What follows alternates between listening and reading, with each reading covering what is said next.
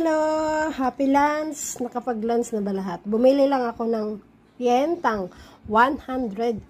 So, pinicturean ko to kanina. Siyempre, ganun talaga. Picture, tapos post, tapos video na naman para may pang ano tayo kay Mita, kay Mitoy. Yung challenge niya. Ayan, kasi gustong-gusto ko to na pientang kasi may isda. Isda na barilis yata to. Yan.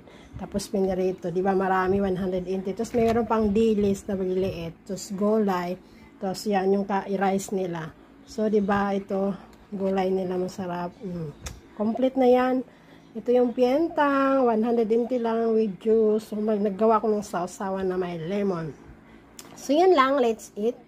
Let's eat mga madam. Good afternoon. Kain-kain na po. Kain tayong lahat. Sarap ng aking lunch. Hindi ko yata ito maubos. Parang madami yung isda. O diba? 180 lang yan. Bye-bye.